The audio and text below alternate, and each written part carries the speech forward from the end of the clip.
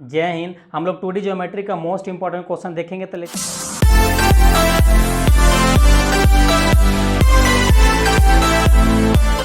करने से पहले जो आपको एक चीज रिमाइंड कर दूं कि अभी तक हमारे चैनल पे कौन कौन से सब्जेक्ट आपके लिए इंपॉर्टेंट क्वेश्चन वाले कंप्लीट हो चुका है। डिफरेंशियल कैलकुलस कंप्लीट हो चुका है, सेट थ्योरी कंप्लीट हो चुका है। आपको कम्युनिटी पोस्ट में पूरा प्लेलिस्ट पोस्ट कर दिया, अगर नहीं मिल रहा है तो वहां से जाकर आप देख लीजिएगा। और आपको लीनियर प्रोग्रामिंग का 2 लेक्चर हम लोग पिछले साल प्रोवाइड किए थे, वो 2 लेक्चर देखेंगे, एक सिंप्लेक्स मेथड वाला है, ग्राफिकल मेथड वाला है। दोनों देखेंगे तो आपको वहां से लीनियर प्रोग्रामिंग वाला का सब्जेक्ट आपका कंप्लीट हो जाता है। आप क्वेश्चन आराम से इजी वे में आप उसको सॉल्व कर पाएंगे। कोई भी ग्राफिकल मेथड आप क्वेश्चन सॉल्व कर देंगे, सिंप्लेक्स मेथड का सॉल्व कर देंगे। दूसरी चीज आपको 3D ज्योमेट्री का भी प्रोवाइड किए हैं एक कम्युनिटी पोस्ट में या प्लेलिस्ट में, हमारा जाकर देखिएगा 3D ज्योमेट्री। उसमें से आपको इंपॉर्टेंट क्वेश्चन वाले लेक्चर आपको देख लेना है, क्योंकि आपके पास एग्जाम के लिए टाइम बहुत कम है, तो आपको डिटेल वाले लेक्चर नहीं देखना, केवल ओनली फॉर इंपॉर्टेंट क्वेश्चन वाले लेक्चर यहां से आपको जाके देखना है, राइट। और प्रीवियस लेक्चर हमारा 2D ज्योमेट्री का नहीं देगा, उसका लिंक आपको आई कार्ड में मिल जाएगा, वहां से जाके आप देख लीजिएगा। तो चलिए हम लोग को आज का सबसे पहला क्वेश्चन है, prove that the polar equation of the conic LYR equal to 1 plus E cos theta, या आपसे एग्जाम में 1 माइनस ई कॉस थीटा भी आपसे पूछ सकता है। इसी क्वेश्चन को आपको दूसरे तरीके से पूछ देगा, the equation of the conic in the polar form. तो दोनों केस में ड्रॉ करने की जरूरत पड़ेगा, नीड पड़ेगा। तो सपोज कि लेट अस कंसीडर एक हमारा पाराबोला का इस प्रकार से एक कोनिक कर्व है, हमारा इस प्रकार से कोनिक कर्व है, और हमारा कोनिक कर्व है, और एक इस प्रकार से हमारा एक लाइन है। सपोज कीजिए एक्स एक्सिस का लाइन है, राइट, एक्स एक्सिस का लाइन है, और हम लोग का सपोज कि लेट अस कंसीडर कि यहाँ पे कोई हमारा P पॉइंट है जिसका कोऑर्डिनेट एक्स वाई है, जिसका कोऑर्डिनेट एक्स वाई है। सॉरी, पोलर फॉर्म की बात कर रहा है, तो यहाँ पे इसका P का कोऑर्डिनेट एक्स वाई नहीं होगा, आपको बताते हैं। और यहाँ पे कोई आपका फोकस पॉइंट है, इधर एक डायरेक्ट्रिक्स है, इधर एक डायरेक्ट्रिक्स है, और यहाँ पे इस प्रकार से इस पे परपेंडिकुलर है जो यहाँ पे आपका एम है या जेड, राइट। और यहाँ से P पॉइंट और S पॉइंट से इसको आप मिला दीजिए, और यहाँ से एक परपेंडिकुलर डाल दीजिए, यहाँ से आप इसको एक परपेंडिकुलर डाल दीजिए, राइट। और इसका आपको मालूम है कि थीटा है। पोलर कोऑर्डिनेट कैसे चलता है? एंगुलर फॉर्म में चलता है, एंगुलर फॉर्म में चलता है, एक्स वाई वाले की तरह सीधा सीधा नहीं चलता, वो एंगुलर फॉर्म में चलता है। ये थीटा है तो ये आपका आर हो जाएगा, तो इसका कोऑर्डिनेट क्या होगा? थीटा हो जाएगा, इसका कोऑर्डिनेट आपका आर कॉमा थीटा हो जाएगा, और ये एन हो जाएगा, और ये सपोज कीजिए आपका ए है। ओके, इतना बस इतना ही फिगर हमको चाहिए था इस क्वेश्चन को प्रूफ करने के लिए। तो यहाँ पे जो किए हैं यहाँ पे हम लोग लेट कर लेते हैं। तो यहाँ पे लिखिए let S be a focus of the या focus on the conic curve के ऊपर हमारा ये फोकस है, और and M Z be a directrix.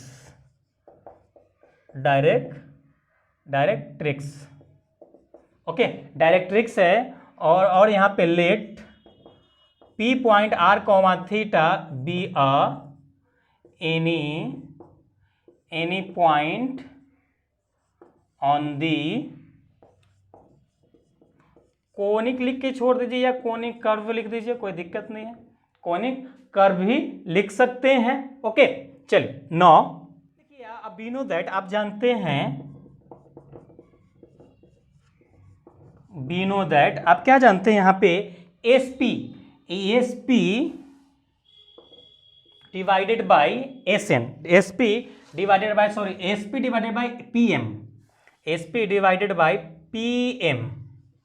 Okay, SP divided by PM, और SP divide equal to E होता है, ई फॉर इसेंट्रिसिटी होता है, ई फॉर इसेंट्रिसिटी होता है, और यहाँ पे SP is equal to PM e आ जाएगा, राइट, पीएम ई आ जाएगा। और ये पीएम को हम लोग क्या लिख सकते हैं? देखिए यहाँ पे हम लोग ये पॉइंट को ना थोड़ा और नीचे मान लेते हैं, ये पॉइंट को हम लोग थोड़ा और नीचे मानते हैं, हम लोग ये पॉइंट को सपोज यहाँ मान लेते हैं, यहाँ हम लोग मान लेते हैं P पॉइंट और R कॉमा थीटा, तो टोटली हम लोग यहाँ पे चेंज हो जाएगा, टोटल यहाँ पे हम लोग का चेंज हो जाएगा, चेंज यहाँ से ऐसा हो जाएगा, ऐसा हो जाएगा, राइट।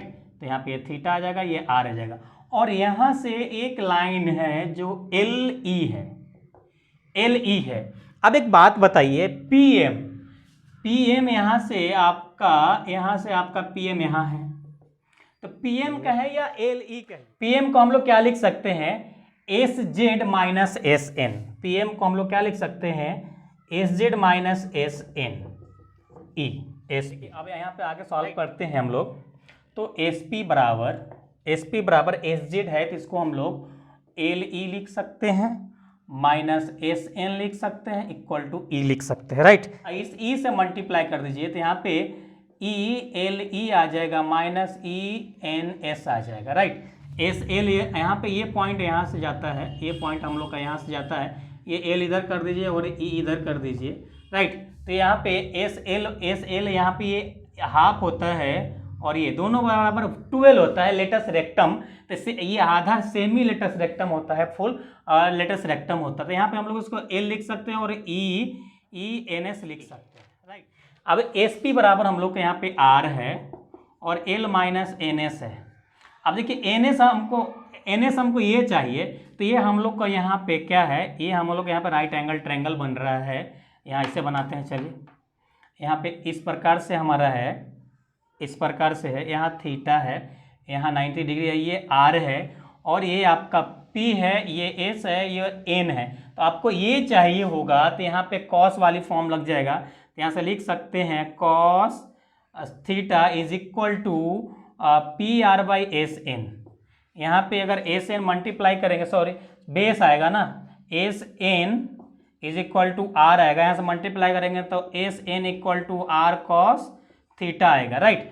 अब यहाँ पे इसमें पुट कर दीजिए आप, तो R equal to L minus यहाँ पे E R कॉस थीटा। अब इसको इस साइड लेके आ जाइएगा, तो R ये प्लस आ जाएगा, E R cos theta equal to L, यहाँ पे R कॉमन ले लीजिए आप, तो क्या मिलेगा 1 plus E cos theta equal to R आ जाएगा, राइट। इधर कर देते हैं इसको सॉल्व। देखिए अब यहाँ से हमको क्या चाहिए होगा, यहाँ से अगर L बाई R करें, इसको इसमें डिवाइड डाल देते हैं, यहाँ पे क्या मिलेगा हम लोग को 1 plus E cos theta, this is a required equation of the conic, this conic, okay. यही आपको प्रूफ करना था, फाइंड आउट करना था, जो आपका आ चुका है, right.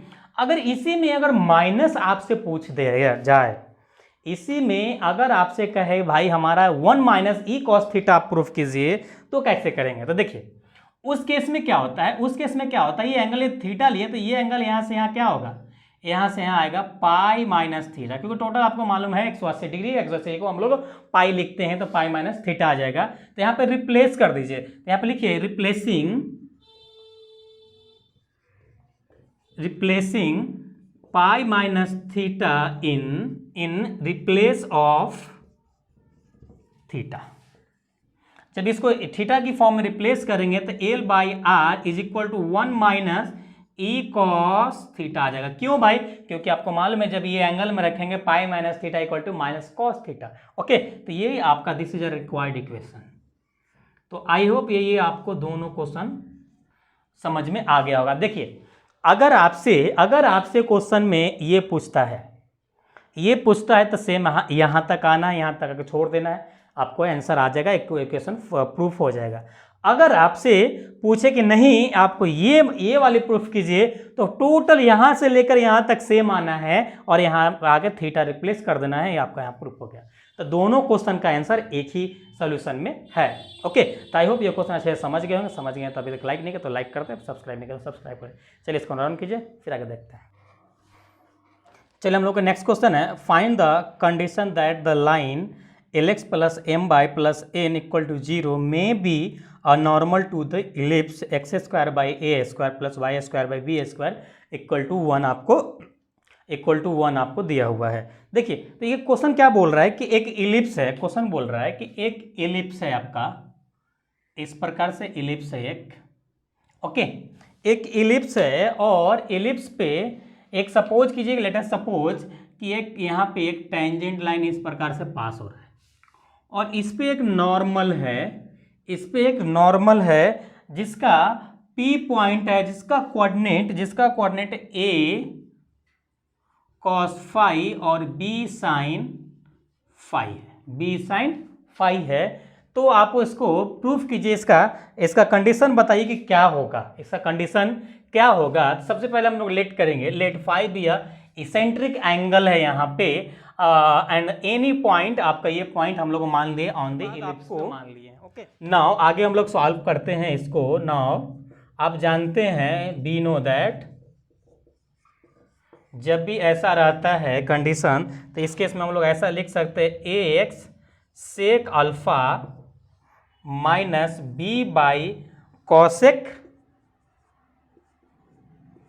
Alpha is equal to a square minus b square. इसको इक्वेशन फर्स्ट मान लीजिए। जो आपका गिवन इक्वेशन दे रखा था l x plus M by plus n z, इस माइनस में था तो इसको इक्वल टू की साइड लेके आइए तो यहाँ पे एन आ जाएगा। इसको इक्वेशन सेकेंड मान लीजिए। ओके, अब यहाँ पे लिखिए comparing equation first and equation second we get, दोनों को आपको यहाँ पे कंपेयर कर देना है। कंपेयर करेंगे तो आपको क्या मिलेगा, यहाँ पे मिलेगा a sec alpha by l equal to minus b cosec alpha by m आएगा इक्वल टू यहाँ पे आएगा a square minus b square by यहाँ पे एन आएगा, यहाँ पे एन आएगा। मीन्स दैट इसका हम क्यों हम ऐसा कर रहे हैं, क्योंकि हमको चाहिए कॉस और साइन की वैल्यू चाहिए, इसके लिए यहाँ पे हम लोग कंपेयर कर रहे हैं। तो अगर इसको साथ एक साथ अगर लें, अगर हम वैल्यू हमको निकालना होगा sec phi equal to a square minus b square by n, ये इसके साथ आ जाएगा और ये इसके साथ चला जाएगा। यहाँ पे क्या आ जाएगा, a n sec phi is equal to l a square minus b square. अब यहाँ से हमको सेक की वैल्यू चाहिए होगा तो यहाँ पे कर सकते हैं a square minus b square by a n. अगर ये कॉस में अगर कन्वर्ट कर देंगे हम तो ए एन बाई एल और ए स्क्वायर माइनस बी स्क्वायर आ जाएगा, राइट, इतना आ जाएगा। अब यहाँ पे इसको इक्वेशन आप थर्ड मान लीजिए, यहाँ पे इक्वेशन इसको थर्ड मान लीजिए, फिर इसको लीजिए आप, फिर इसको लेंगे, इसको क्रॉस मल्टीप्लाई करेंगे। सबसे पहले लिख लेते हैं b cosec phi by m is equal to a square minus b square by n. Cross multiply करेंगे तो यहाँ पे आपका जो मिलेगा कॉसेक फाई बराबर, यहाँ पे देखिए ए इसके साथ आएगा और ए इसके साथ जाएगा, तो यहाँ पे मिलेगा m a square minus b square by minus b n मिलेगा। ये साइन की फॉर्म में अगर कन्वर्ट करते हैं तो minus b n by m a square minus b square मिलेगा। इसको इक्वेशन 4 मान लीजिए, इसको इक्वेशन 4 मान लीजिए। चलिए इसको रन कीजिए, फिर आगे सॉल्व करते हैं। चलिए इस क्वेश्चन को हम लोग आगे सॉल्व करते हैं। तो अब उसके बाद हम लोग क्या करेंगे, उसके बाद हम लोग एडिंग एंड स्क्वायरिंग कर देंगे, adding and squaring both side इन कौन सा इक्वेशन थर्ड एंड इक्वेशन 4 को, राइट। देखिए तो इसको हम लोग अगर स्क्वायर करेंगे तो यहाँ पे आएगा आपका ए स्क्वायर एन स्क्वायर आएगा बाई एल स्क्वायर और ए स्क्वायर माइनस बी स्क्वायर का होल स्क्वायर आ जाएगा। उसके बाद इसको ले लीजिए तो ये प्लस में आ जाएगा आपका बी स्क्वायर और एन स्क्वायर आ जाएगा और आपका यहाँ पे आ जाएगा एम स्क्वायर और ए स्क्वायर माइनस बी स्क्वायर का होल स्क्वायर आ जाएगा इज इक्वल टू, देखिए यहाँ पे कॉस स्क्वायर है, यहाँ पे साइन स्क्वायर आएगा, दोनों मिला के यहाँ पे 1 हो जाएगा, राइट। यहाँ पे डायरेक्ट हम कर दिए। उसके बाद अब देखिए दोनों में से क्या कॉमन है, एन स्क्वायर और ये दोनों कॉमन है। तो यहाँ पे n square by a square minus b square का whole square is equal to आपको यहाँ पे यहाँ पे आपको बचेगा a square by l square plus b square by m square, right, equal to 1। Okay, अब देखिए यहाँ पे इसको क्रॉस मल्टीप्लाई करेंगे, अगर उधर लेके जाने की कोशिश करेंगे तो ए वाले ऊपर चल जाएगा, ए वाले नीचे आ जाएगा, तो यहाँ पे आ जाएगा आपका a square l square plus आ जाएगा बी स्क्वायर प्लस आ जाएगा यहाँ पे b square by m square is equal to यहाँ पे आ जाएगा a square minus b square का whole square by n square. Required condition for this question, यही कंडीशन इलिप्स का पूछ रहा था। जब कोई लाइन इलिप्स पे परपेंडिकुलर होगा तो उसका कंडीशन क्या बनेगा, this is a required condition. तो आई होप ये क्वेश्चन आप अच्छे से समझ गए होंगे, काफ़ी इंपॉर्टेंट है, कई बार रिपीटेड है, कम से कम ये क्वेश्चन 4 से 5 बार रिपीटेड है, ये क्वेश्चन 4 से 5 बार रिपीटेड है।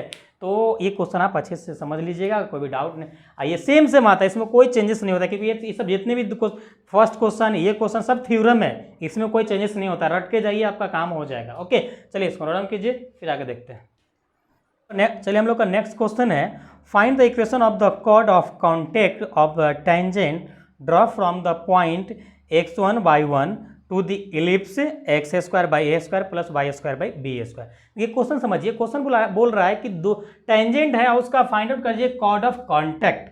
कॉर्ड ऑफ कॉन्टेक्ट आपको, तो सपोज ये किस पर, अब सबसे पहले हम लोग जानते हैं कॉर्ड ऑफ कॉन्टेक्ट किसको कहेंगे, कॉर्ड ऑफ कॉन्टेक्ट किसको कहेंगे।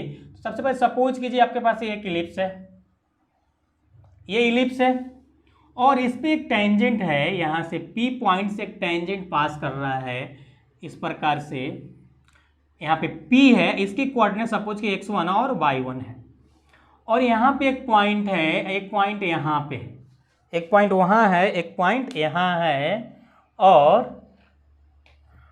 और ये सपोज कीजिए A है, ये x2 और y2 है, ये B है तो x3 और y3 है, राइट, और इसको मिला दीजिएगा जब, यही कहलाता है chord of contact, chord of contact वही कहलाता है। तो वही उसी को हम लोग find out, equation of the chord of contact आपको फाइंड आउट करना है इस लाइन का। ओके, चलिए, तो यहाँ पे कुछ नहीं है, क्वेश्चन आसान है। सबसे पहले हम लोग लेट कर लेंगे, let P x1 y1 passing through the two tangent line, मतलब ये दो टेंजेंट लाइन से P पॉइंट यहाँ से पास कर रहा है, राइट। तो यहाँ पे नाउ अब आपको मालूम है equation of tangent, equation of tangent at कौन सा पॉइंट के लिए, तो पॉइंट A, जो पॉइंट हमारा है x2 y2 and point B x3 y3 point के लिए, राइट। चलिए, ये है। उसके बाद इसका इक्वेशन हम लोग का होता है, अगर पॉइंट A के लिए अगर निकालेंगे आप तो x2 by a square plus y2 by b square is equal to 1।